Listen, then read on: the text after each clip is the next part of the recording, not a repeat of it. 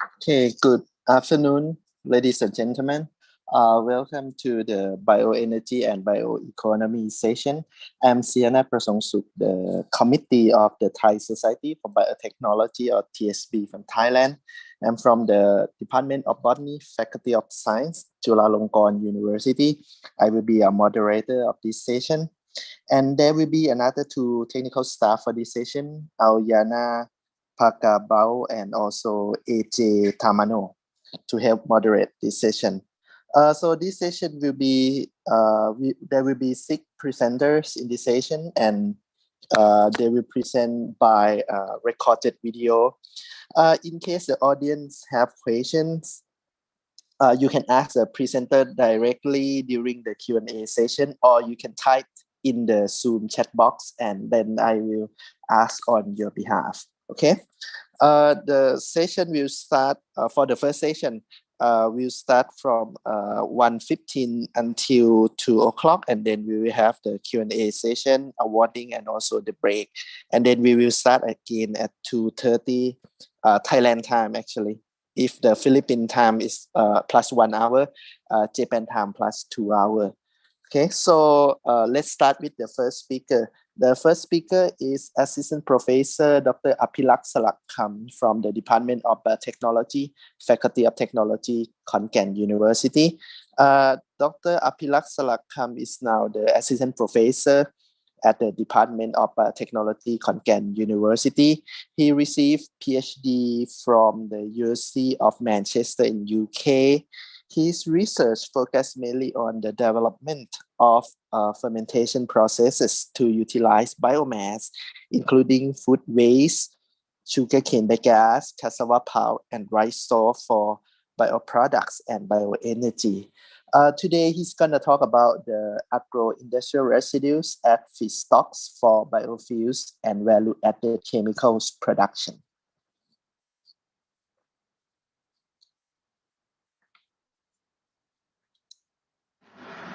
Good afternoon, everyone. My name is Apilak Salakkam. I'm from the Department of Biotechnology, Faculty of Technology, Khon Kaen University, Thailand. Today, I would like to talk about the use of agro-industrial residues as the feedstocks for the production of biofuels and value-added chemicals. Firstly, let me introduce our research group. We have 2 lecturers, Dr. Siriporn Lumprom and I. We also have 4 PhD students and 1 research assistant. The aim of our research group is to develop the bioprocesses to produce biofuels and bio-based products from biomasses. Currently, we are investigating the production of ethanol, hydrogen, microbial oil, lactic acid, bioplastic, and bioactive compounds. Our research group adopts the concept of biorefinery to produce several products from biomass. Biorefinery, as you may already know, is the collection of processes that are used to convert biomass into marketable products, for example, fuels, lipids, bulk, platform, and fine chemicals, fibers, solvents, and plastics. In Thailand, besides rice, we have sugarcane and cassava as the most important industrial crops. You can see in the map, we have many sugar and cassava starch factories located in the northeast and the central part of the country. These industries generate very large amounts of byproducts every year. Cane sugar production generates sugarcane bagasse as the byproduct, while cassava starch production leaves cassava pulp as a solid residues. In this figure, you can see a large pile of sugarcane bagasse in the factory, and this figure shows the cassava pulp remaining after starch extraction from the cassava roots. In this presentation, I will present some of our work on the use of sugarcane bagasse and cassava pulp for the production of biofuels and biochemicals under different processes. Let's start with the use of sugarcane. In our work, we use sugarcane juice as a substrate for PHP production. The bagasse was fractionated into cellulose, hemicellulose, and lignin. and the cellulose and hemicellulose fractions were used to produce lactic acid and silooligosaccharide, or XOS, respectively. We have tried several methods to fractionate the bagasse. These include the alkaline or acid pretreatment, the use of deep eutectic solvent or DES, and alkaline peroxide treatment. Our results show that DES and alkaline peroxide pretreatment were very effective in solubilizing hemicellulose and lignin from the bagasse. To produce PHB from sugarcane juice, the growth conditions for Paracoccus species on sugarcane juice were optimized. In this work, we optimized the cetane ratio, initial sugar concentration, and dissolved oxygen level. Results are shown here. After that, we used the optimum condition in fed batch cultivation of the bacterium, and we could produce 88 grams per liter of the biomass with 32 grams per liter of PHB with a yield of 0.13 gram PHB per gram sugar. As for the production of lactic acid from cellulose extracted from sugarcane bagasse, we firstly optimized the condition for bagasse saccharification. The solid loading, cellulose loading, and silanase loading were optimized using box Benkian design. Then, we use the optimum condition in simultaneous saccharification and fermentation or SSF process with the use of Lactobacillus plantarum to produce lactic acid. The final lactic acid concentration was 58 grams per liter and the yield was 0.36 grams per gram substrate.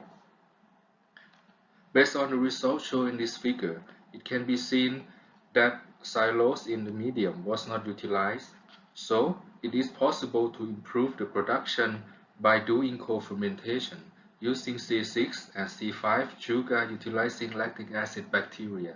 We are currently investigating this possibility in our laboratory.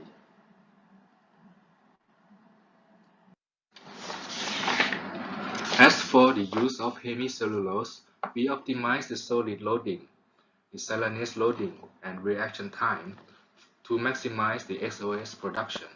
These are the results. Under the optimum conditions, around 11 grams per liter of XOS was obtained with a yield of 0.3 gram per gram, as shown on this slide. For cassava pulp utilization, we hydrolyze it using amylases and cellulases to produce cassava pulp slurry or enzymatic hydrolysis slurry. This slurry was used as yeast in a dark fermentation process to produce biohydrogen. The volatile fatty acids were also obtained as the co-products. From this process, as high as 225 milliliters of hydrogen per gram volatile solid was attained. In another process, the CP hydrolysate or cassava pulp hydrolysate was collected from the slurry and used to produce PHB by Paracoccus species.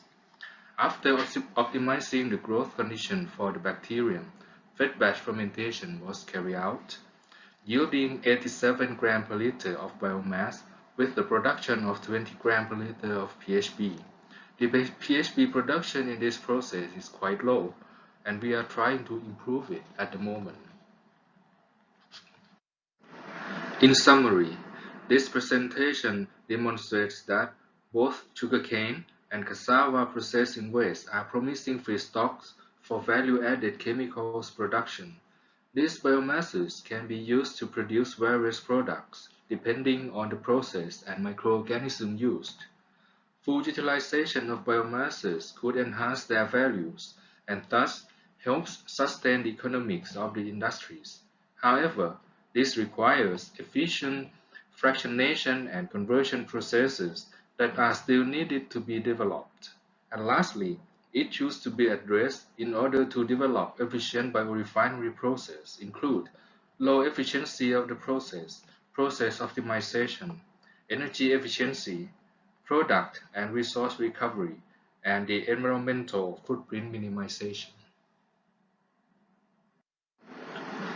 This slide shows the list of related works that we published recently.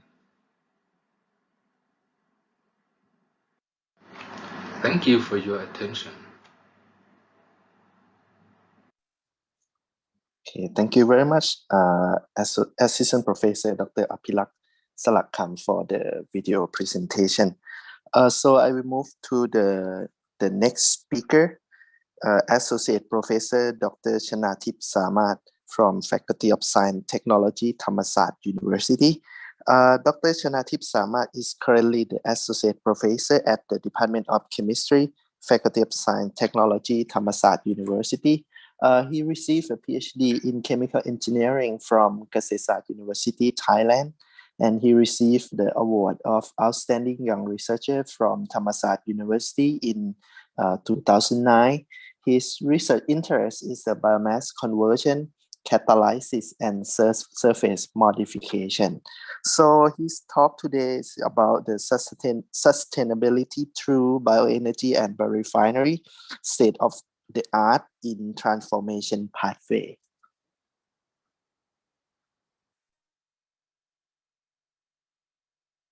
Okay, good afternoon, everyone. First of all, I would like to thank the committee to give me a chance to share my research.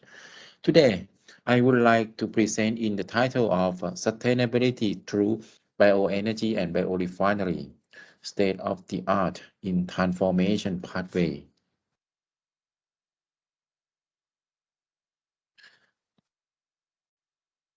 Biorefinery is not new chemical process. It already exists in the name of petrorefinery, with processing the fossil resource such as crude oil and natural gas to produce the energy like the gasoline, diesel, and also chemicals. In biorefinery, biomass we change from the fossil resource to be the biomass as a raw material. They utilize the tree, crops, grass, and the waste process to produce the energy and chemical products. So when we compare between the petrorefinery and biorefineries in the as shown in this table, in the petrorefineries, the feedstock is very rich in some area, but in biomass is distribute all area depend on the climate of in each area. So from this one, the density in the petrol feedstock is high, but the biorefinery still be low. And however, in agricultural country like Thailand, we prefer the biorefinery because we have a rich biomass due to our country gave the large biodiversity, and also we have a good weather to for crop all the years. And however, the product from biorefinery still need standardized about the quality. So in this presentation, I will review my research work related about the chemical pathway to produce bioenergy and bio-based chemicals. And first, we will talk about the chemical conversion to produce the biojet from biomass. So in this slide, they show about the conversion of vegetable oil, one of the biomass feedstock in a liquid form. We use deoxygenation to convert the triglycerides to produce hydrocarbon. Okay, during the oxygenation, they also produce the CO or CO2. They can use for methanation to produce methane, and also from this one we can continue the product by hydrocracking to be in the jet fuel range. So in this work, we already published in the journal or in a field processing technology in 2019. And we talk about the catalyst preparation in this work. We use activated carbon we prepared by ourselves from charcoal. And then we loaded the active metal. In this work, we use the nickel phosphide catalyst. The catalyst we prepare with the two different techniques. One we call low temperature method, and another one we call temperature program reduction method. First, we start from the same way, right? The wet impregnation of the precursor as a nickel nitrate and ammonium hydrogen phosphate, and then they was dry at 120 degrees C for 3 hours. The different techniques in the low temperature method and the temperature program reduction method, it is different in each step. In this step, and in the low temperature method, we heated the catalyst at 300 degrees C under the nitrogen atmosphere. But in the temperature program reduction method, we heated the catalyst at 600 degrees C in under hydrogen atmosphere. And the catalyst, we test the activity in the tubular reactor. The vegetable oil, or in this work, we use a waste cooking oil that's stored in the number 13 and pump to the reactor at from number 12 in the HPLC pump to the catalyst bed. The catalyst was placed inside the furnace, electrical furnace, okay, to heat it to the reaction temperature. And then the product from the reaction was condensed and collected at the number 11 for analysis by GCMS, and also the gas, they continue all right and detect by GCTCD. For the catalytic activity, you can see I will talk briefly about this result. You can see that the oxygenation activity is quite high, nearly 80%. And also in the product distribution, we obtain, you can see the white bar here is mean about the hydrocarbon fraction.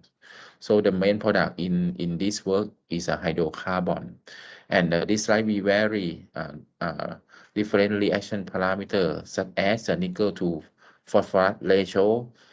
This one is a catalytic loading, and this on the reaction temperature. This one is space velocity. And from this work, we propose the reaction pathways. We start from a triglyceride present in the waste cooking oil, and then they hydrogenolyze it, like the cracked molecules, to be the fatty acid, and then the fatty acid as a carboxylic that go in to the aldehyde, enol, and alcohol by reduction. Okay, and then we obtain a hydrocarbon.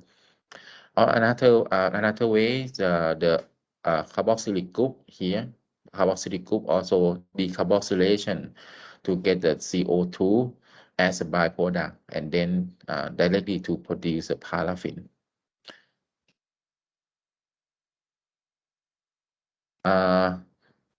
Another pathway to produce biojet not only is the oxygenation of waste cooking oil, and in this work we also produce the biojet from the biomass through the alcohol route. Okay, we start from the ethanol.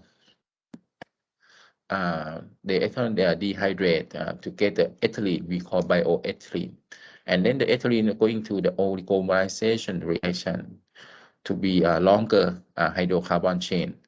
And we control within the length of the biojet. Okay. This work also published in the Fields journal in 2021. We collaboration with the TISCA, Thailand Institute of Scientific Technology Research. This is a reaction system to test catalytic activity. We also use a fixed wave reactors, and we focus on the ethylene.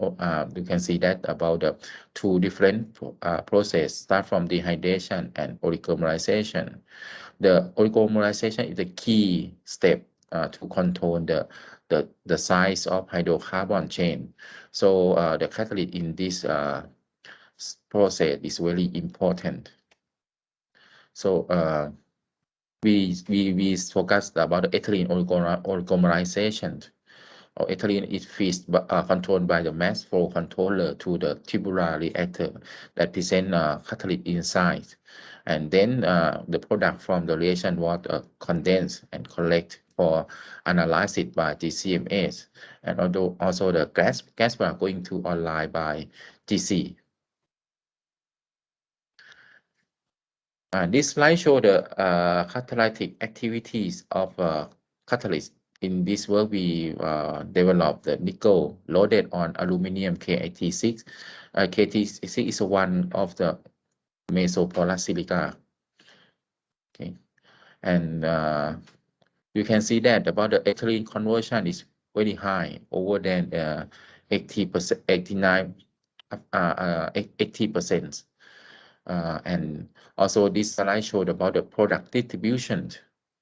We can see that about the here the CX selectivity is within the length around 30 to 50%. Okay, they vary about the silicon to aluminum ratio in K86 because they vary about the acid size on the catalyst surface, and also we vary about the percent nickel on the K86. You can see that the ethylene conversion is high, up to 89% at 6% of nickel. And we also obtain the highest selectivity of CX pass allows 46.9%. And the ratio between aromatics hydrocarbon, we can see that about our catalysts prefer to put to formation of aromatic hydrocarbon.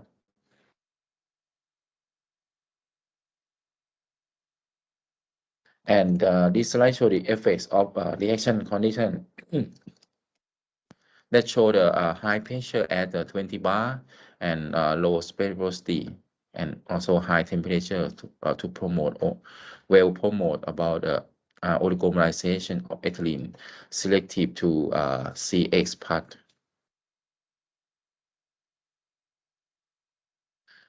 And this slide showed about the stability of catalyst and reusability. From figure A, you can see figure A and B. We test about the reusability. In the blue one is a fresh catalyst. We run the reaction along the 6 hours of the time on steam. They show that about the ethylene conversion is nearly constant, over than 80%. And when we reuse, we keep the fresh catalyst after the reaction and regenerate it to remove some carbon deposition. Okay, we test again at the same reaction condition. So you can see it's not a significant difference between fresh and reused catalyst. And also when we see about the product distribution, it also still be the same between the fresh and the reused catalyst. Not only the reusability, we also study about the stability of the catalyst. We test the reaction along 30 hour time on steam. You can see that about the ethylene conversion nearly constant, over than 80%. And also about the CX pass selectivity, also the constant along the 30 hour time on steam.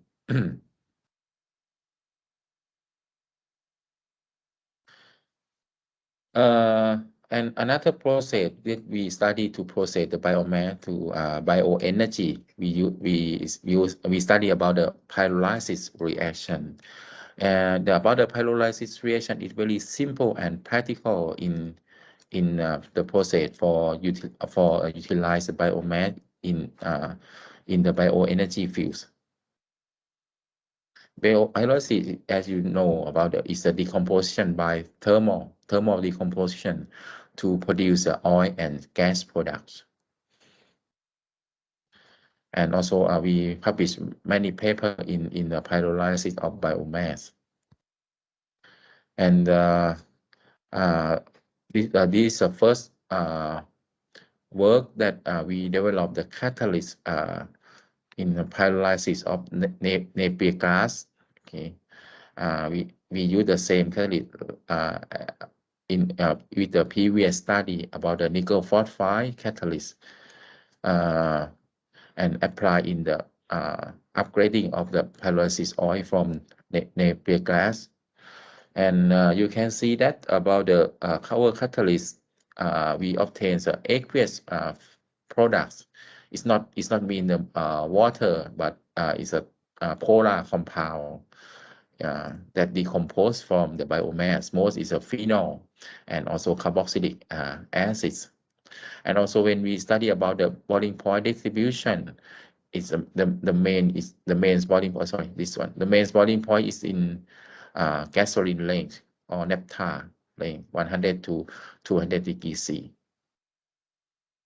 And also we propose a pathway about the biomass that contain two different fractions like the cellulose base and lignin base, and about the cellulose or and hemicellulose that decompose by dehydration to produce about the furan compound, and lignin they decompose to obtain about the phenolic compounds.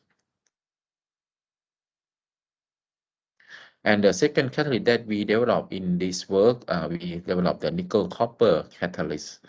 Okay, that this catalyst present about the high selective to phenol and alkyl phenol.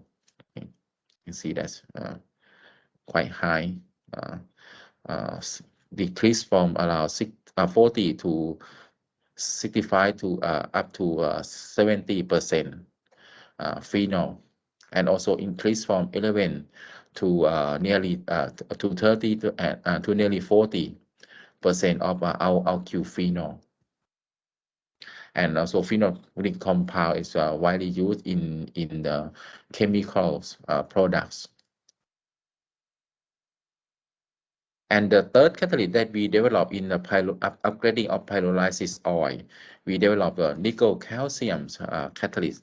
This catalyst is really interesting because this is we can produce the aromatic compound, and you can see the here selective to aromatic compound. Oh, sorry, this one. We use a nickel calcium catalyst that's selective to aromatic compound. And when we compare about the monoaromatic and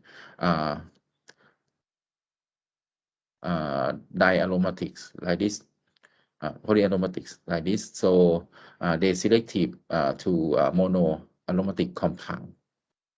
And you see the appearance of the liquid product, oil product is colorless.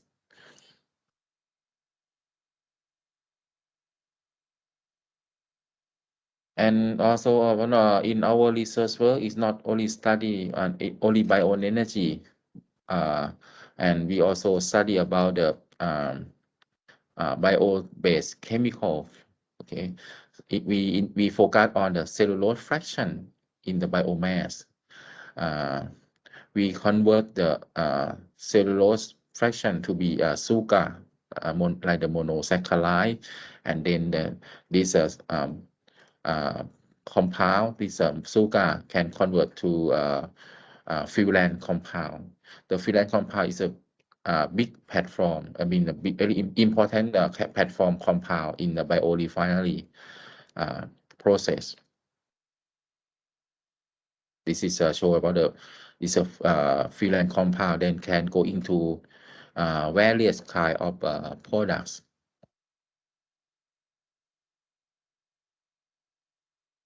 And we in our group we study about the catalyst to develop the catalyst to convert the xylose sugar to be the fuel compound we call furfural.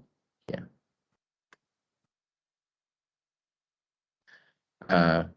First, we mostly they use acid catalyst, so we try to form acid site on the mesoporous silica. We select the MCM41 mesoporous silica and functionalize the acid sites.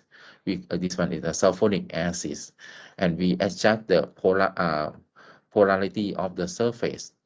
Okay, this present more polar than this one because this surface MPR methylpropyl sulfonic acid, they present the methyl group here.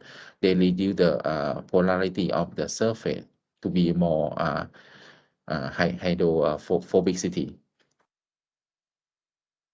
Okay, from the result you can see that when we when they present the methyl groups, okay, they increase the rate of conversion like turnover frequency. Okay, it's they show the how many molecule of the reactant can convert per acid site. So if a high TOF is mean that the one active site can convert more reactant. Okay, so when they present the methyl group on the surface, the reactant can come and react at the acid site.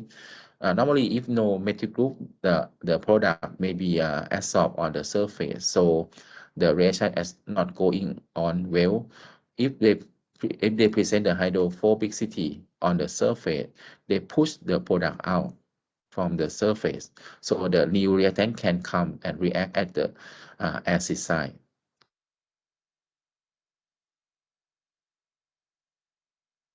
And also another paper we study about the same kind of catalyst like the sulfonic acid, but different mesoporous silica, because the MCM41 is a one-dimensional polar structure. And in this case, we study about the KT6. They present the three-dimensional polar structure.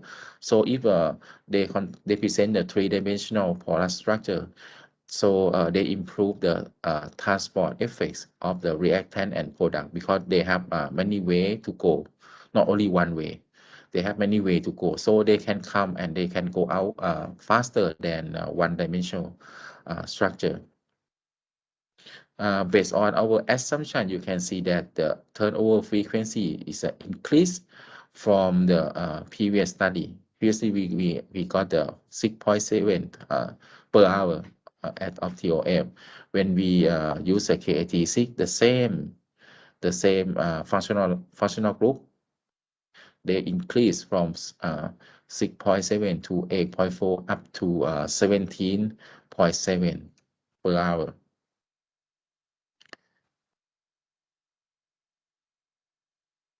Okay, so from my talks, we can conclude about the pathway, a chemical pathway to convert the biomass is some small pathway that we focus in my research group.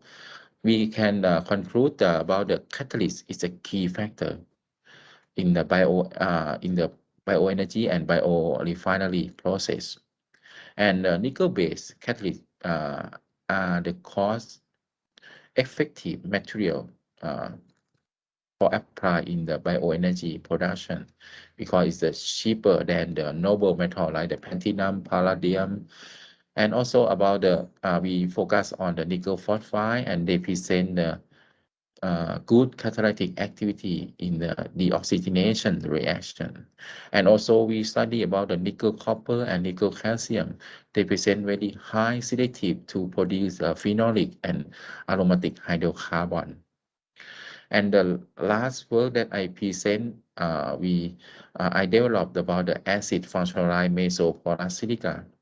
They improve the rate of the production of furfural, and due to from about the hydrophobicity and also about the three-dimensional structure. Finally, I would like to thank my team, Bioenergy and Catalysis. They are the Thammasat University Research Units, and also about the our funding agency, and also Thammasat University. Thank you for your kind attention. Okay, thank you very much, Associate Professor Dr. Chanatip Samat. So I will move to the third speaker, Professor Dr. Tomoisa Hasunuma. Dr. Hasunuma is the Director of Engineering Biology Research Center and concurrently serves as Professor of Graduate School of Science, Technology and Innovation at Kobe University. He received PhD from the Department of Biotechnology at Osaka University, Japan. His research interest is metabolic engineering, engineering biology of several prokaryotes, yeast, and microalgae based on metabolism analysis. He was awarded the Fermentation and Metabolism Research Prize of Japan Bioindustry Association in 2013 and the Biotechnology Encouragement Prize of Biotechnology Society of Japan in 2014.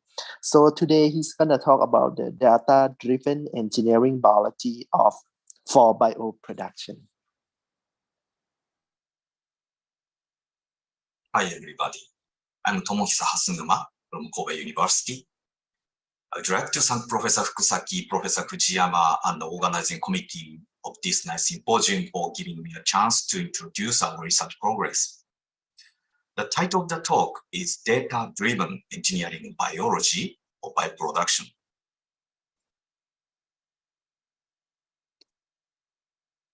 The bioeconomy is a global trend to aim for both global environmental improvement and economic development using biological resources and biotechnologies. Technological revolutions such as high-speed DNA sequencing, bioinformatics using machine learning, and genome editing are leading to the bioeconomy.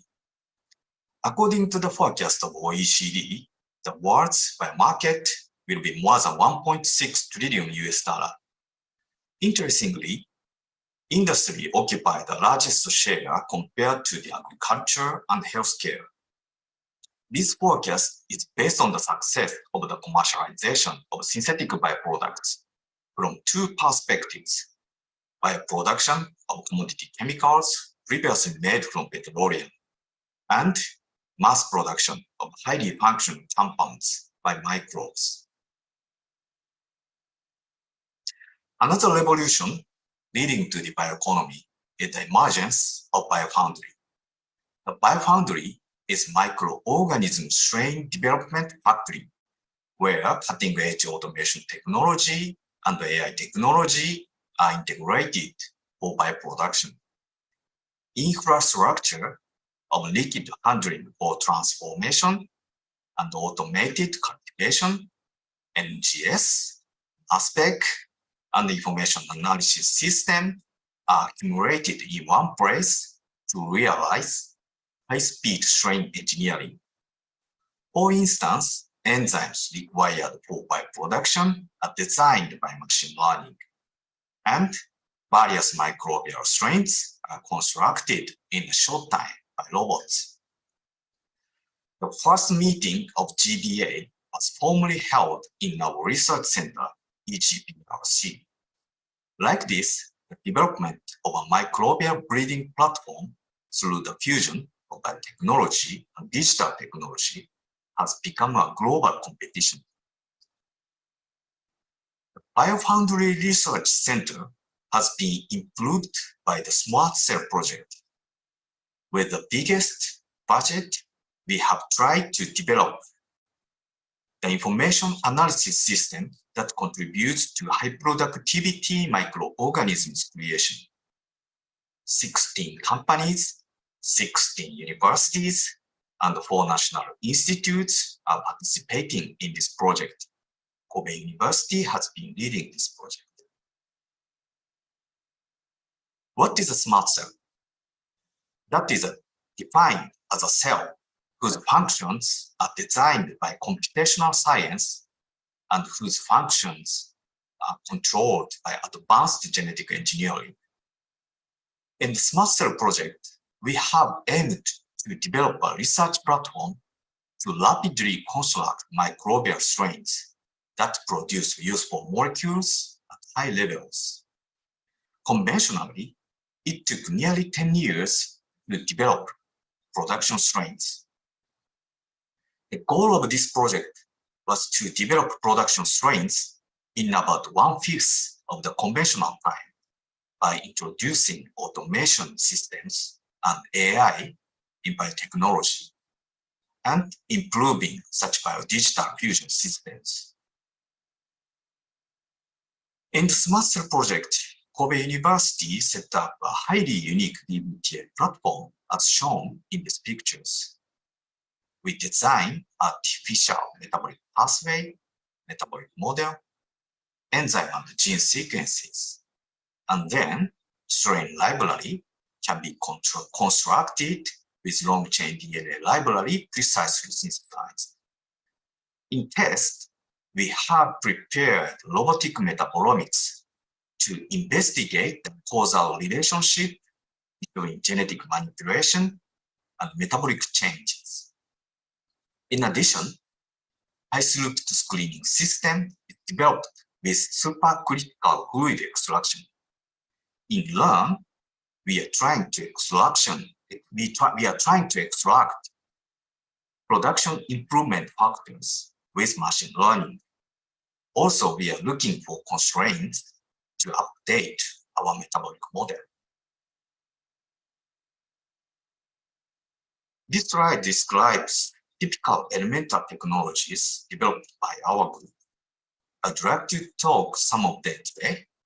Unknown metabolic pathway design, machine learning for enzyme function annotation, and robotic metabolomics for high precision analysis. The case study is alkaloid production.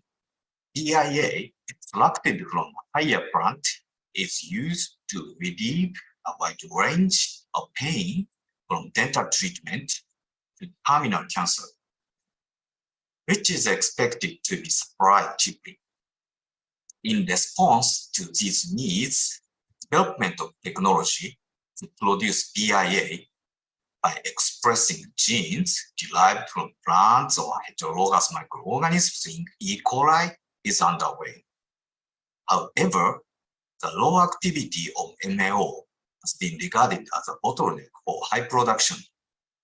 Therefore, we utilize the metabolic pathway design technology developed by Professor Araki. This is a computer system that presents optimal metabolic pathway, including unknown reaction. As a result, the existence of a reaction that directly converts DOPA to DHPAA was suggested, and this led to a dramatic increase in the production of the target BIAs. The reaction specificity of DHPAA synthase is very similar to the known aromatic aldehyde synthase. Here is another application of AI. BIA is originally produced by plants, but the biosynthetic pathway was not completely understood, and there was a missing link. Therefore, we succeeded in identifying unknown enzymes by performing machine learning based on the sequence characteristic of enzyme with similar reaction specificity and structure information of substrates. The obtained information is important knowledge for future high productivity. At the next topic, I'd like to introduce our robotic metabolomics. Metabolomics can characterize metabolic state of the cells. We can identify metabolites responsible for productivity and rate-limiting reaction in metabolic pathway, which enables rationally control metabolic pathway and culture conditions. On the other hand, to acquire data necessary for machine learning, reproducibility, throughput, and coverage must be improved. In particular, pretreatment is complicated and done by human hand, which significantly reduces reproducibility and throughput. Therefore, we have been working on automation of the pretreatment. We developed robotic system with Shimazu. This system consists of sampling unit and extraction unit. The sampling unit carries out cell cultivation, sampling, and quenching. The extraction unit collects metabolites after the cell collection. Automatic sampling and quenching can be done at intervals of 15 seconds. The extraction system has 20 times higher throughput than skilled researchers. I'd like to show you the video of the pretreatment system. Cultivation is done in this vessel.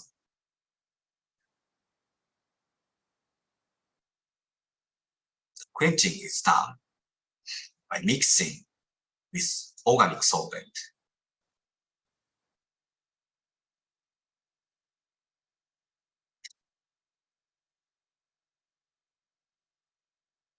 To completely remove medium, the solid-liquid interface is recognized by image analysis.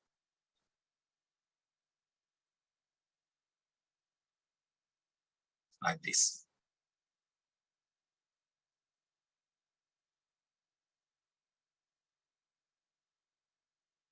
In extracting metabolites, complete mixing is confirmed by an optic sensor.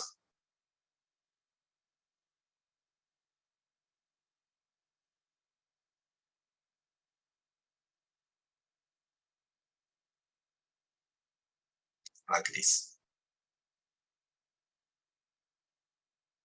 Metabolites are extracted by heating and shaking. Sample information is taken over by the barcode reader.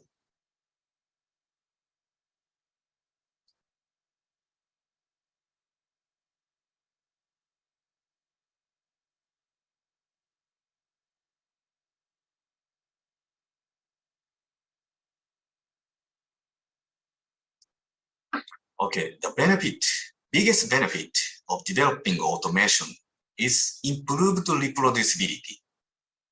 We applied E. coli metabolites to LCMS after the pretreatment.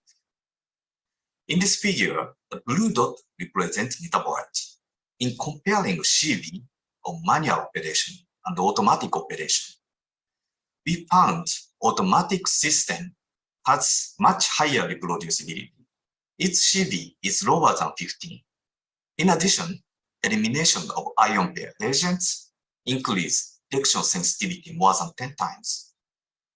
Quantitative range of over 180 metabolites covering shikimate pathway, MEP pathway, and mevalonate pathway, and so on available. As another topic, supercritical fluid is known to be useful for metabolite extraction from cells. We found that colony limonene production was easily detected with SFE, SFCMS. We successfully picked up limonene producer from E. coli library constructed with long-chain DNA library.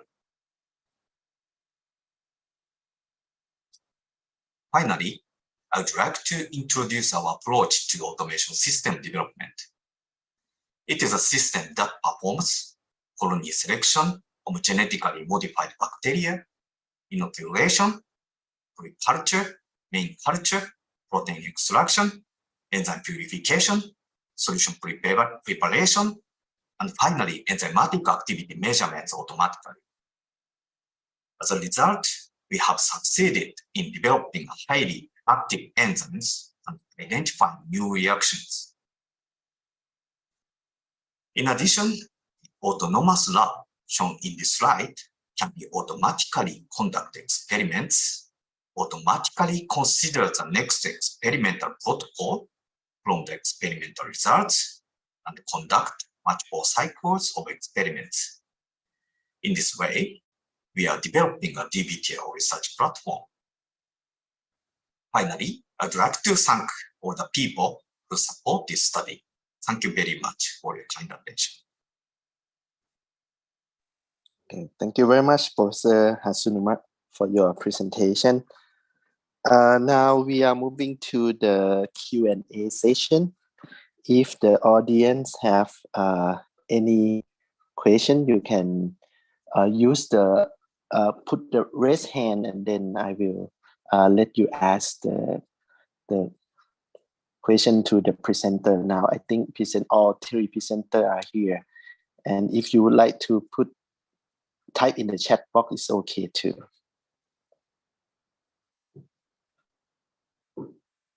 Is there any question from the audience?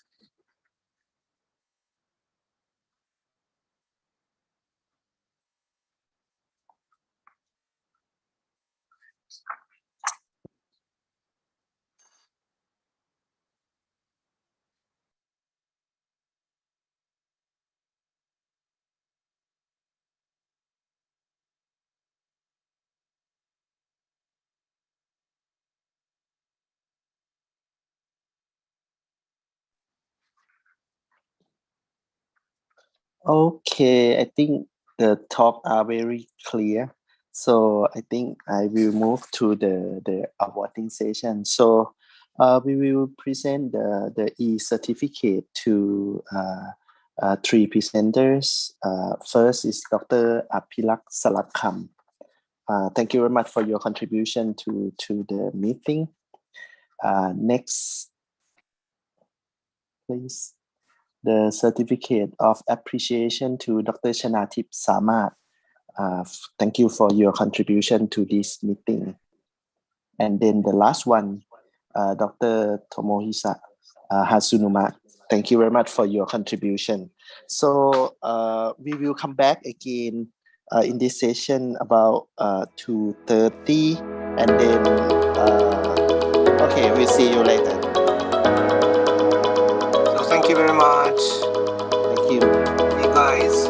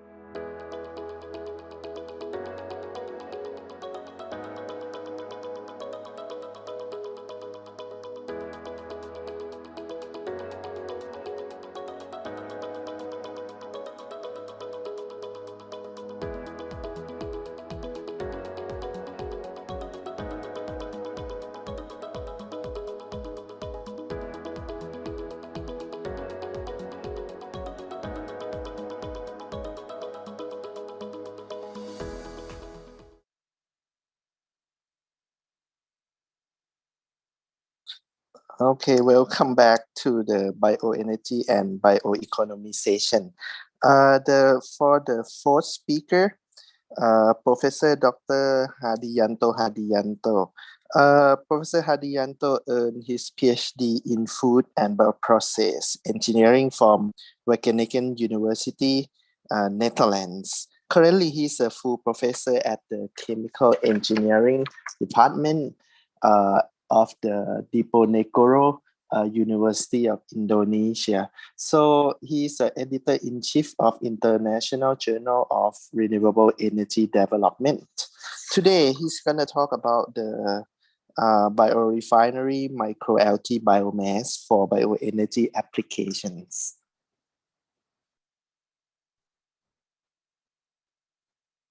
Okay, good afternoon, everyone. My name is Hadianto from Center of Biomass and Renewable Energy, Universitas Diponegoro, Semarang, Indonesia. On this joint SPC meeting occasion, I would like to discuss about biorefinery of microalgae biomass for bioenergy production.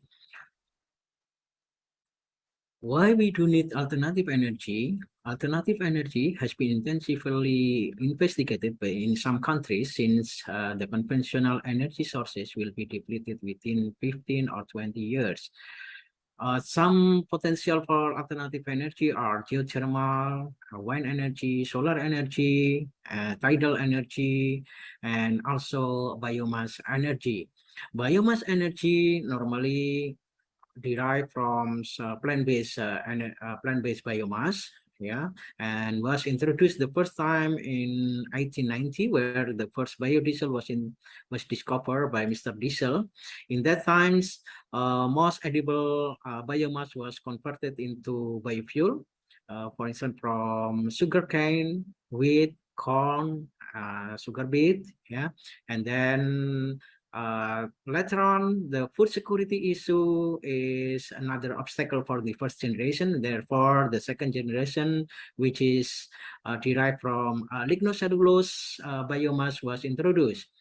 The source are wood, straw, and grass, and also waste.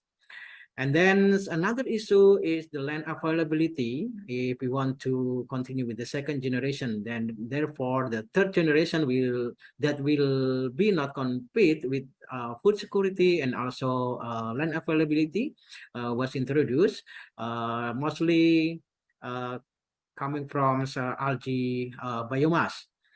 And the fourth generation is just a technological breakthrough in order to increase the efficiency, increase the yield, and also to increase the algae, genetically or engineered algae. I will be focusing on the third generation, in this case, algae biomass. Microalgae is photosynthetic microorganism with the range of 0.2 till 500 micrometers, and the main component of the microalgae is carbohydrate, protein, and also lipid.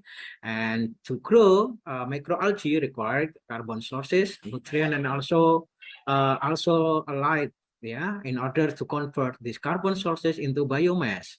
And the most advantage for these microalgae that they can be grown also on non-arable land. We compare this microalgae with the daily food that consumed by us. For instance, milk here has protein content 26%, carbohydrate 38%, and the lipid 28%. But microalgae, starting from Anabaena cylindrica, Chlamydomonas, chlorella, Dunaliella, Porphyridium, and also spirulina. Mostly the protein contents in the range of 28 till 71%, while the carbohydrate 17 till 40%, and the lipid is from 6 till 30%. We can see here that most of the microalgae biomass has comparable composition as compared to the daily food that we consume. Beside of this product, some microalgae also can be converted into or can be used for another application. If biomass has high content of protein, then they can be used for food or feed application. But Microalgae probably they have also very nice in color, and because high content of beta carotene and also phycocyanin, then they also can be used for this coloring agent. And then due to high content of lipid, then microalgae biomass also can be used for fuel. We know that microalgae biomass also contain of long-chain hydrocarbon, and therefore can be converted into biofuel. The biofuel or bioenergy that can be extracted from algae biomass actually depend on the route that we use. If we want to have bioelectricity, then microbial fuel cell is the best option to convert biomass into bioelectricity. While we want to have biodiesel, then the esterification is the best option. If we want to have bioethanol, biohydrogen, and also biogas, then we can do fermentation of algae biomass. Yeah. And where the algae is growth, and to cultivate the microalgae, there are two types of bioreactor. The first one is photobioreactor. In this case, the bioreactor is a closed system, and the second one is a raceway, or we can call it as open pond. There are some differences between photobioreactor and open pond, and depend on the application. Normally for open pond, the reactor can be used for mass productions, but there are also some disadvantage for using open pond as compared to photobioreactors. For instance, if you use open pond, then it might have a high risk of contamination than photobioreactor, but the water losses are so very high in open pond because it's directly contact to the sunlight. So the water evaporation will be high. And the disadvantage of a photobioreactor is oxygen inhibition and also oxygen build-up. Oxygen build-up in photobioreactor is very high.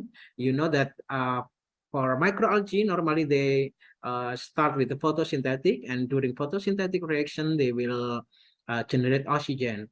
If the bioreactor is in closed system, then the oxygen that generated during photosynthetic will be accumulated in the photobioreactor, and this is not really good for the operation. For the open pond, oxygen build-up will be very low.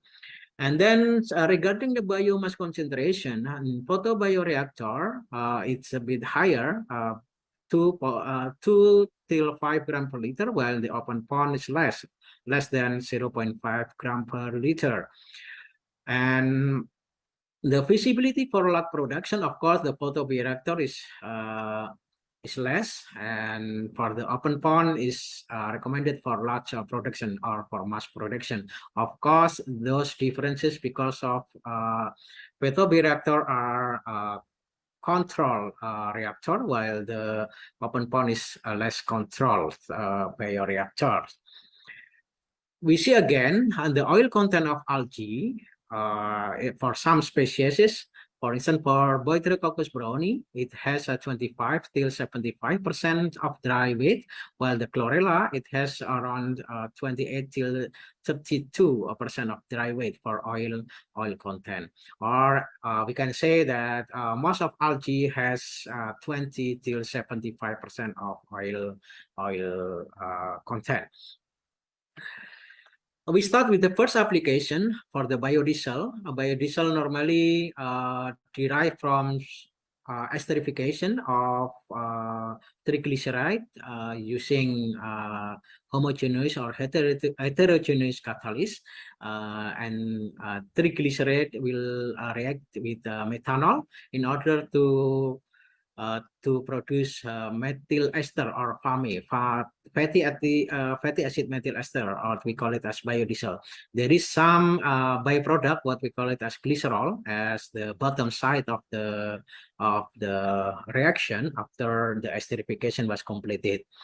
Algae oil normally has acid value of 10. milligram per gram, which is very high. If you convert directly into biodiesel, then saponification reaction will occur. Therefore, we have to reduce it. In this case, acid value of algae oil from 10 must be reduced until less than 2 milligram per gram. The way to reduce this acid value is by using esterification. Then after the acid value has less than 2 milligram per gram, then it can be directly converted using esterification to have algae biodiesel. Islam et al. In 2017 has reported that some species of microalgae is successfully converted into biodiesel. For instance, here Spirulina platensis with total lipid content of 7%, and then it can be converted to biodiesel 2%. And then some chlorella, this is the most suitable for biodiesel in algae species. Total lipid content started from 10 to 57, and then the percentage of fatty acid methyl ester from 49 till 71%. So this is the most potential sources for biodiesel. Bioafter, the initiative of using algae for biofuel, especially for flight, has been initiated in 2011, 2009. Yeah, it was reported by BBC that first flight of algae fuel jet has been initiated in that time, and then KLM also. Yeah, it was reported also that they will use algae as to substitute the after. We can see here that initiative of using algae is very great. Yeah, and then in the United States also by replacing 2.5% of fuel bioafter, they can fly within 90 minutes, yeah, of flight, and this shows that algae bioafter is also potential to reduce the conventional after. How about the bioethanol? Yes, because algae has high content of carbohydrate, then it can be converted into bioethanol. Yeah, bioethanol normally is done by using fermentation, but first you have a saccharification and then continue by fermentation. In some cases, in Dalatoni et al. In 2017, it was reported that some species of microalgae can be potentially converted into bioethanol production in the range of 10.5 till 26 gram per liter of ethanol from this type of microalgae. The bioelectricity from algae, microalgae and microbial fuel cell can be integrated in one unit of the equipment. We know this one as a microalgae microbial fuel cell, or MMFC. So fuel cell normally has two compartments. The first one is anode compartment, and the second one is cathode compartment. In anode, normally it filled with wastewater, and in the second compartment or cathode compartment, we can fill with algae. We know that algae is also base oxidator, yeah, in order to capture the electron, yeah, to capture the electron. During the processes, the waste will be degraded, and during degradations, CO2 will be generated, yeah, and also the electron also will be generated, and there is a transport from the anode compartment for the electron to cathode compartment. Yeah, because algae has photosynthetic reactions, and then oxygen accumulated in this compartment, and then therefore each oxygen's ion will accept or will burn the electrons that transport from another. So therefore, if we have very good algae cultivation in the cathode compartment, then it will attract more electron from the another side, and this transfer between proton and electron will generate the electricity.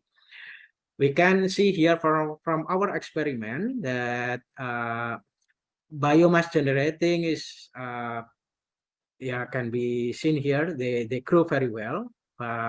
And the CO2 removal is also very high, meaning that the degradation of waste is also successfully done, and also the growth of biomass of algae is also very good in this case.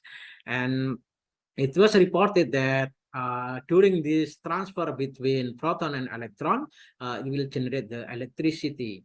We can see here that the potential that generated during the process in the magnitude of 300 to 500 millivolt, while the power output is in the range of 12 milliwatt per square meters. Yeah, and our result has comparison with other similar studies. For instance, using activated slot, we use and then in the cathode side they use chlorella vulgaris. The maximum power density that they obtain is 13.5, while in our case we use tapioca with water. We're using cathode side microalgae spirulina platensis. We can have a maximum power density 14.47 milliwatt per square meter. So this is a small initiative to have electricity for microalgae. Another application for microalgae is to capture CO2, or we can call it as CO2 biofixation. And the implementation in our research was to absorb flue gas. You know that flue gas contain 10 to 20% of CO2. Yeah, and then this CO2 actually is the free availability for algae to grow. We still remember that for photosynthetic algae required carbon sources, and if we feed this flue gas into photobioreactor, and then algae will consume the CO2, and then economically it will reduce the cost of supplying pure CO2 in the photobioreactor. Our experiment shows here that of course increasing flue gas concentration SO2 or CO2 until 50%, it will reduce the growth of microalgae. And this is maybe interesting for next studies, that we want to have microalgae with high resistance to high content of CO2 in flue gas. Yeah. But at least our research also shows that microalgae can grow very well using flue gas as a carbon sources. Another application is if we want to use microalgae for biogas purification. We know that biogas normally contains of 30 to 40% of methane, and the rest is CO2. And the heating value of the biogas will be depend on the content of CO2.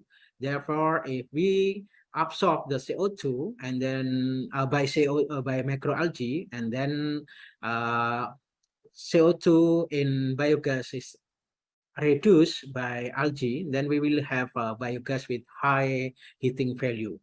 yeah, because the methane methane concentration will be higher than before absorption by microalgae. So in this case, the removal of CO2 in biogas can achieve 80 to 95%. Yeah. Okay, the next application is integrated process, meaning that if we want to apply this microalgae for smart city or smart farming system, it is also possible.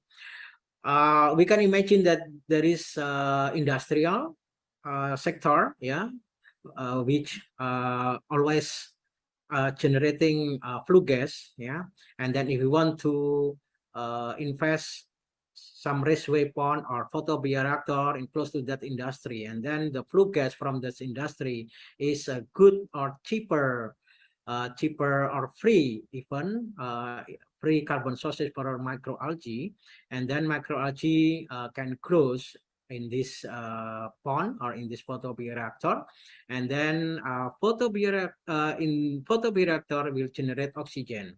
Oxygen can be used to degrade the wastewater, and then wastewater, because still content of nutrient, the nutrient can be used for nutrient of microalgae. After microalgae grows very well, then it can be harvested, and can be harvested, and then we can take out the biomass, and the residual can be used for instance, for fertilizer or for biogas if you want to anaerobic fermentation. And this slide shows how we can integrate the microalgae with the wastewater treatment, also to recover CO2 from flue gas, and in order to get biomass of algae, and also fertilizer that will be used for agriculture. The simple implementation for this integration process we do in palm oil industry to treat the palm oil mill effluent. We look at here the characteristic of palm oil mill effluents. COD content and BOD content is very high. Therefore, it can be directly discharged to the river. Therefore, it must be treated carefully before it discharged to body rivers. Instead of COD and BOD contents, POME or palm oil mill effluent also still have high content of nitrogen, phosphor, and also some minerals that may be possible for nutrient of microalgae. How it works then? Normally, the POME or palm oil mill effluent was treated by using anaerobic digestion. Normally they have 4 ponds, starting from first pond until 4 ponds. But the POME out of from the 4th ponds still has this characteristic. The BOD still 700, COD still 1600, the nitrogen still available, and also some mineral also still available. You see here that nitrogen is also good potential for microalgae nutrients. This idea then we use it for integration process. For integration process, this process use this technology. Suppose we have this palm oil effluent with a high COD, and then we cover this facultative anaerobe using using copper, and then because changing from the open to closed fermentation, the biogas will be generated.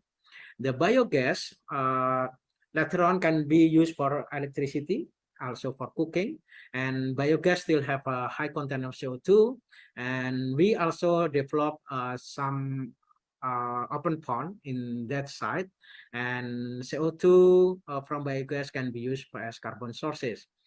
And the residual for biodigester still have high content of nitrogen, also phosphor, is also good potential for a nutrient of microalgae. And then microalgae can be grown within 10, maybe 14 days, and then we can harvest those biomass and convert to another products. Yeah, this is the concept of technology integrated process between wastewater treatment and also generating biomass. This one is a slide of our project that happened in Lampung. Yeah, we use open pond as the place for cultivation of microalgae. Yeah, and pome was farmed from the facultative anaerobe to this pond, and then we also cultivate algae in this pond, and successfully the algae successfully grown in this pond. And because we use spirulina platensis, yeah, that the size is a bit larger, about 500 micrometer, then we can directly filter this biomass, and then finally we have this biomass.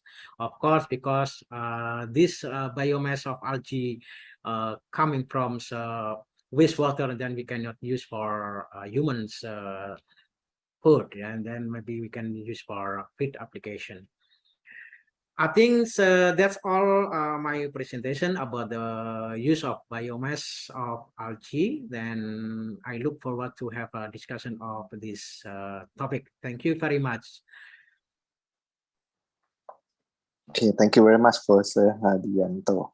Okay, so let's move to the next speaker, Professor Masaki Konishi.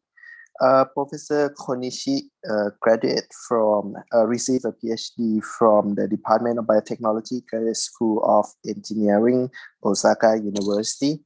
He was a postdoctoral fellow of the National Institute of Advanced Industrial Science Technology, and also the scientist of the Japan Agency Marine Earth Science Technology.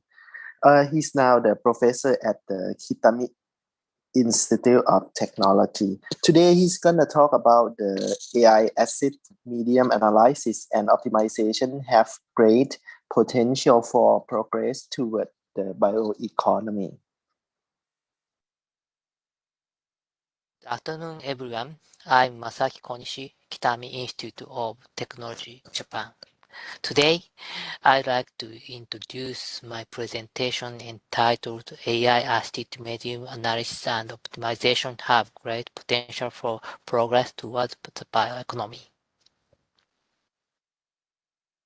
This slide shows diagrams of bioeconomy. Bioeconomy, or called bio-based economy, is a new model for industry and the economy. The transition from the fossil fuel-based to a bio-based economy is expected to reduce our dependency on fossil fuels and achieve more sustainability, as well as contribute to climate and environment protection.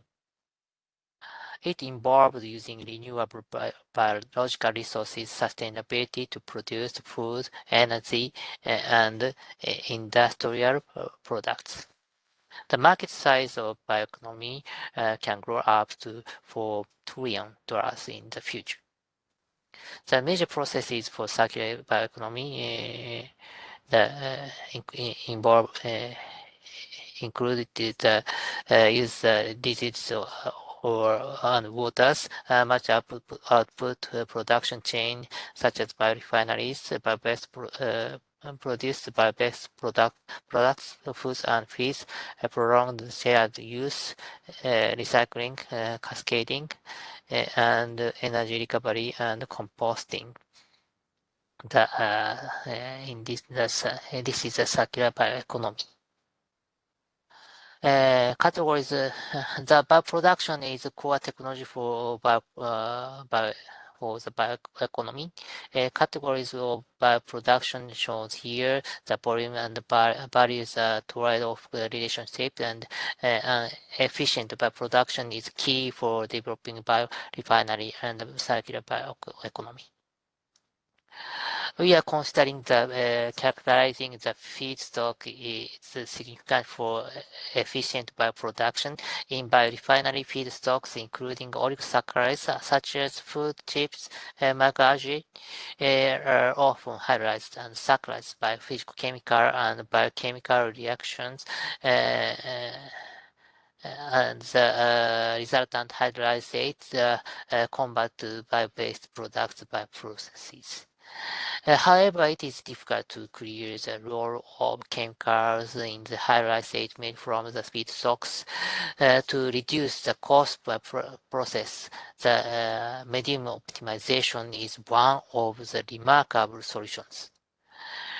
I thus introduced metabolomics approach for raw materials in microbial cultivation. As you know, metabolomics is a quantitative measurement of the dynamics match parametric metabolic response of living systems to first physical chemical stimuli, genetics modification, and metabolic pathway modeling. In metabolics, metabolites and phenotypes are regulated by multivariate analysis, some machine learning. The regulation model assisted to find metabolite features phenotypes. The food metabolomics is well known. In food metabolomics, food composition profiles and feature of food regulated by machine learning models. The components related to sensory taste and taste were formed by the mathematical models. The models can also estimate quality score of foods. To apply microbial media, the composition profiles of raw materials and cell yield, growth rates, and productivity were regulated by partial least square regression model. The regression model featured significant composition of cell yield and cell growth rate and productivity. Furthermore, the model can estimate growth and production of yields. We have reported metabolomics approach for producing ethanol made from Ligonceras biomass. Corn cobs and corn stubble were used as starting materials. The starting materials were hydrolyzed by sulfuric acid and were saccharized by cellulose. And different quality of hydrolysate are prepared, and the content of hydrolysate were analyzed by GCMS and HPLC.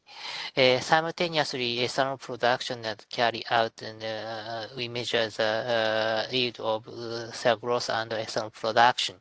The composition of hydrolysate and ethanol yield were regulated the partial least square regression. The regression models assisted to find the significant and toxic compounds in hydrolysate. This slide shows the detailed data. The figure indicated the representative results of DCMS analysis for hydrolysate. In case of high concentration of sulfuric acid treatment, the large peaks were observed in the red line. But less the peaks in hydrolysate treated by activated carbon treatment.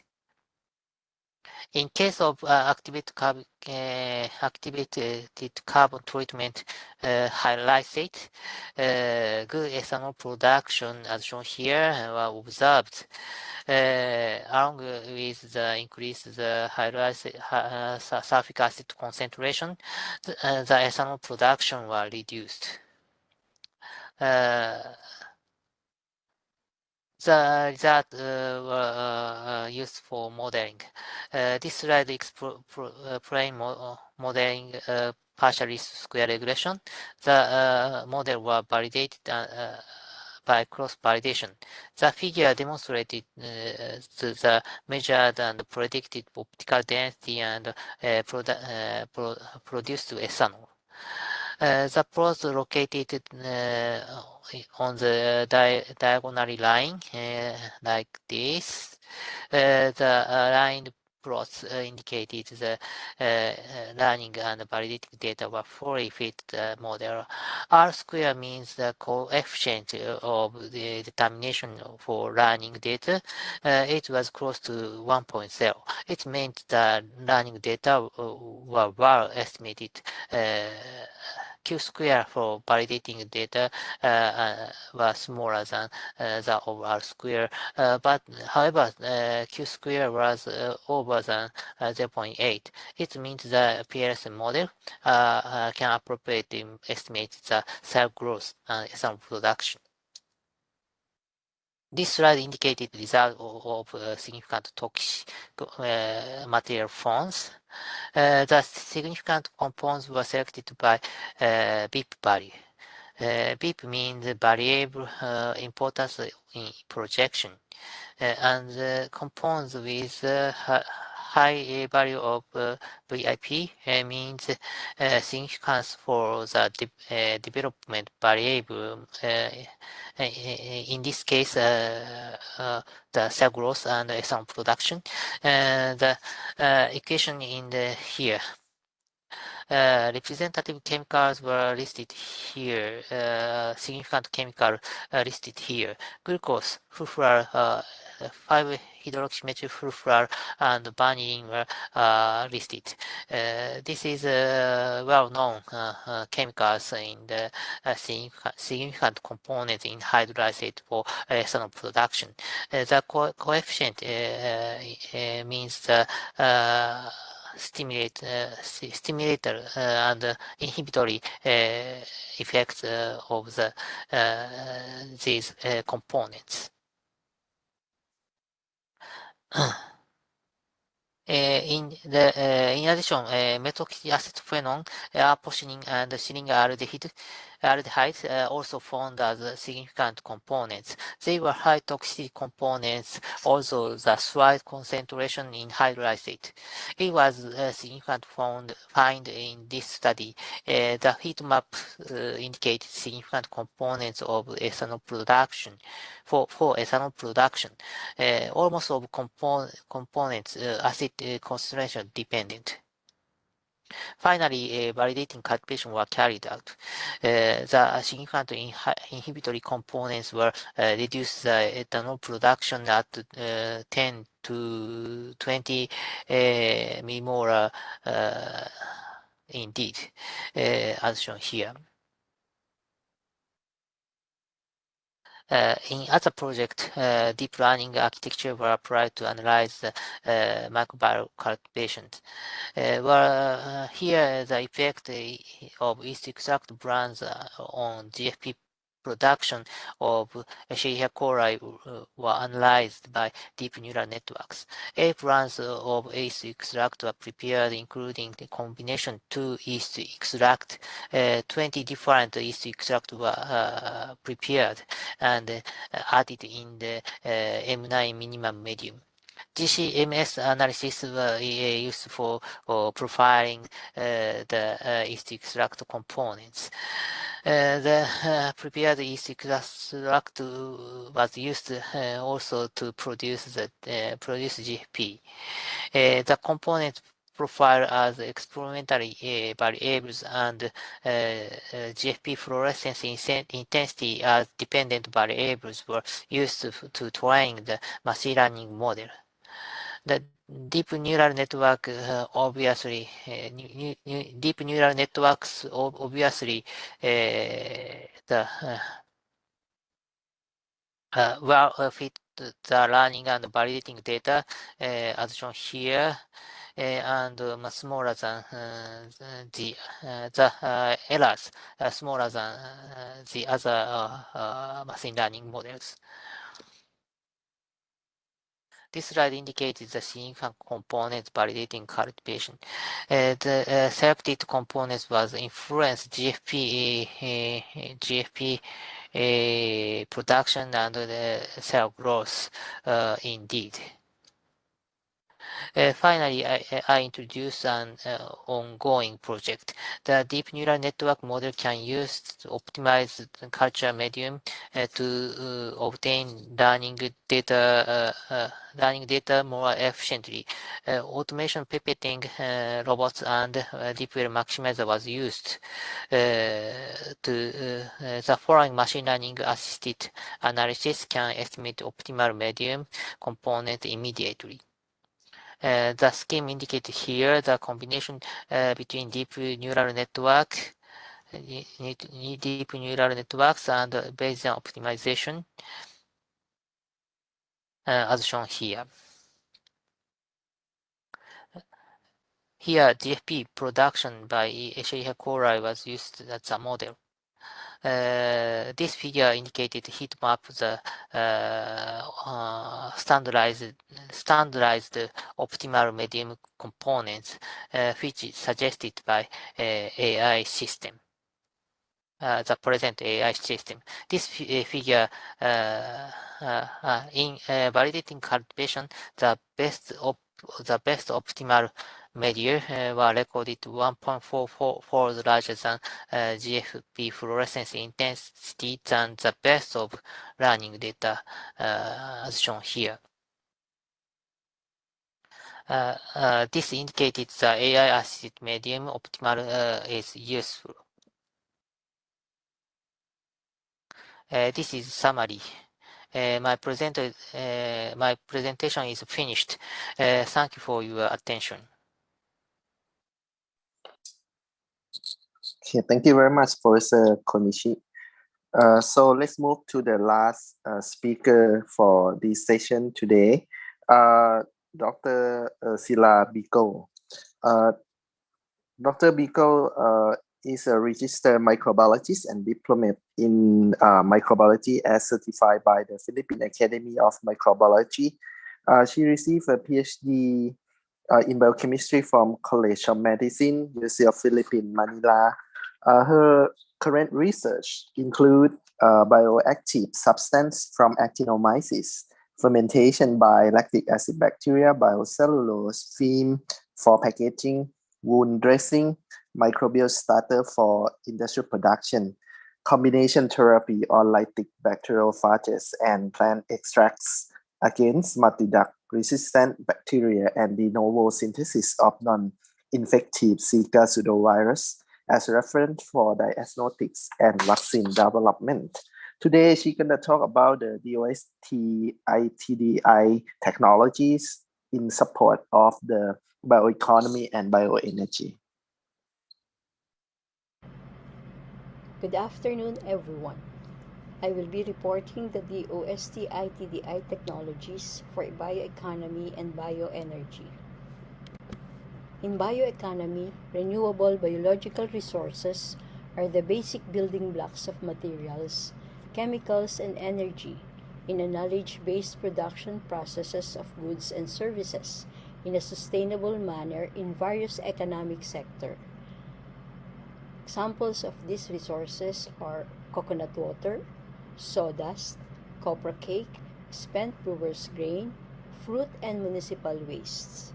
In bioenergy, organic matter is used to generate gas or electricity, and it includes rice hulls, wood chips, sugarcane bagasse, peanut shells, manure, sewage, kitchen, and municipal waste. Coconut water is a voluminous agricultural waste in the Philippines. Cocoplas, a major exporter of VCO to Japan, generates coconut water at 5,000 to 8,000 liters per month from VCO production using fresh wet centrifuge method. 2.4 billion liters per year of coconut water are left unutilized during copra processing of matured coconuts, according to Caparino in 2015 and 2019. Traditional biotechnologies sustained in ITDI using coconut water include microbial starter cultures for bacterial cellulose production, ethanol and acetic acid, food-grade vinegar, and lactic acid. Coconut water has been used also in researches on antibiotics.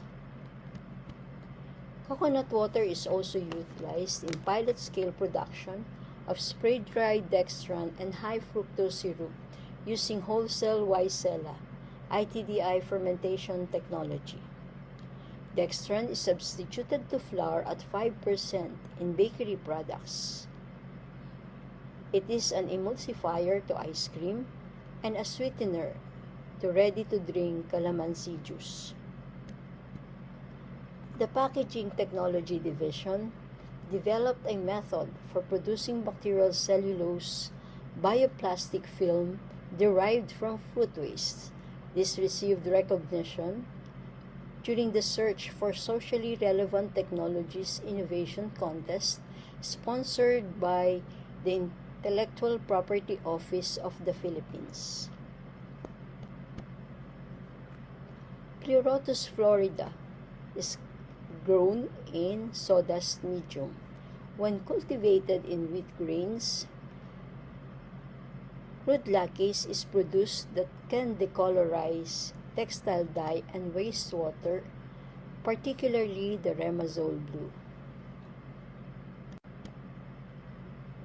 The cleaner production section developed a new form of sludge with both algae and bacteria consortia, ALBA.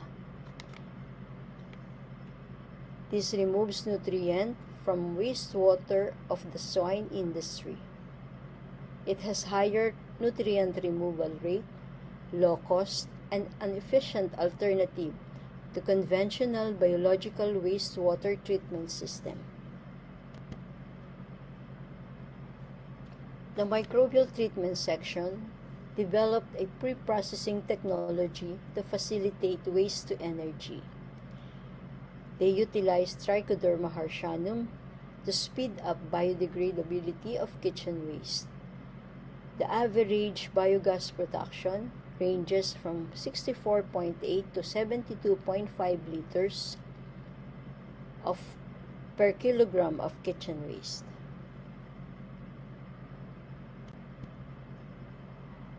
These are the ITDI DOST portable biogas digesters using biodegradable waste.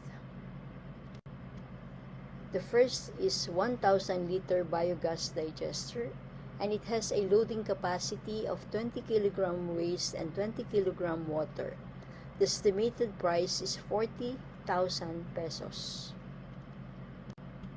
A smaller one has 200 liter biogas digester. The loading capacity is 4 kilogram waste and 4 kilogram water.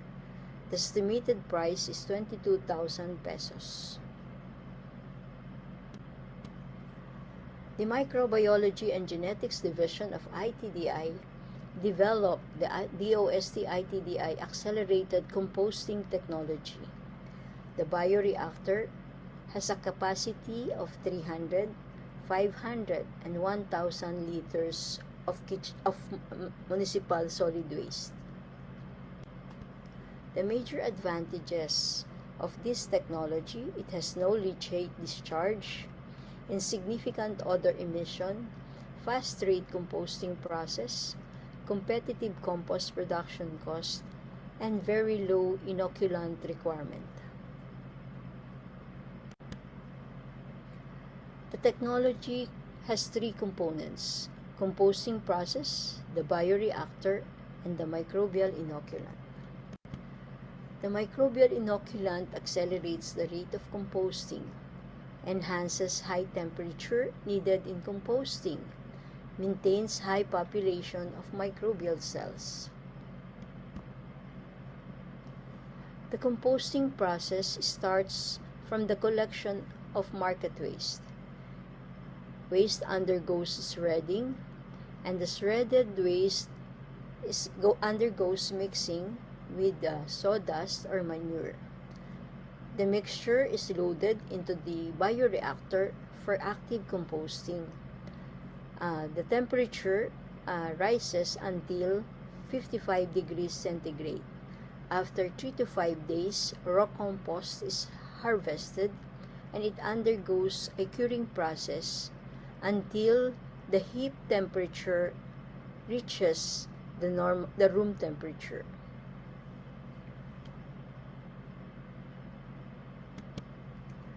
With DOST ITDI composting technology, less garbage go to landfill. The compost is classified either as soil conditioner or as fertilizer. It promotes waste segregation, reuse, and recycling. In ITDI, industry is our business, inspired by technology, driven by innovation. Thank you very much. SBJ, mabuhay!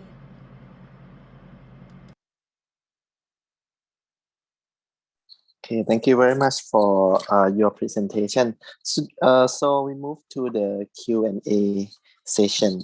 Is there any question to the presenters? You can type in the Zoom chat also.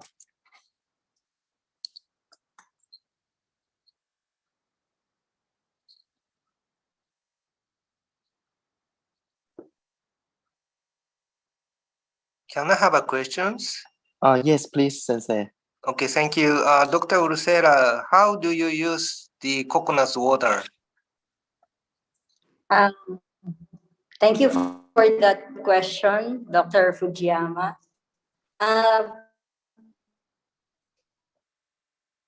We just filter and pasteurize the coconut water. Sorry, I cannot hear. Can you hear me? We just pasteurize.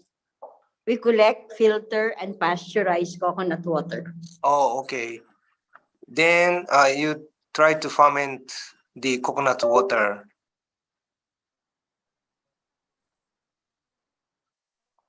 Correct? Can you hear me? I'm sorry, I cannot hear you.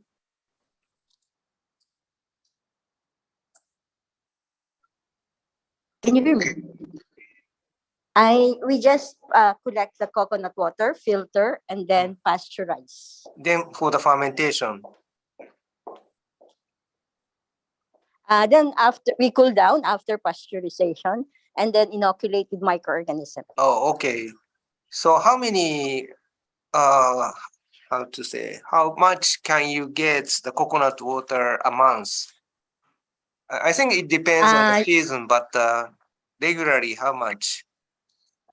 From our partner, they have 5,000 to 8,000 liters per collection. Okay. Okay, thank you very much. Okay, Thank you very also much, for your Sensei. question. Is there any other questions from the audience?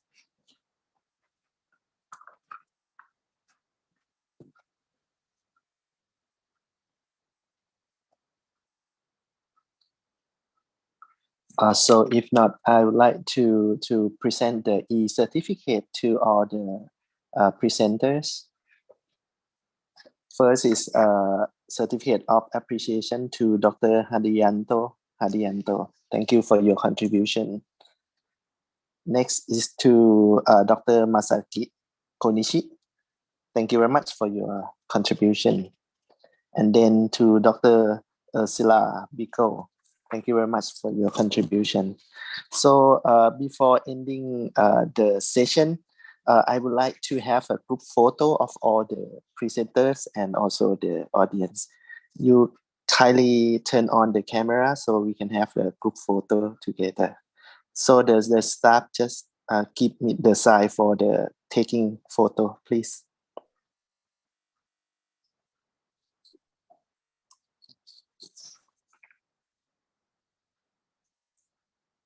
If you are ready, just please say so. Okay, turn on the camera, please, everyone.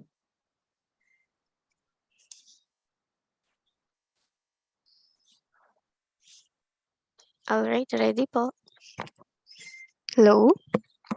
1, 2. Another one po. 1, 2. Thank you very much po. Okay, so I would like to end this session by thank you all the presenters and also the audience. Thank you very much for your contribution to this session. Okay, I would like to, yeah, thank you. Dr. Sepanat, thank you very much for your moderation. Okay, thank you.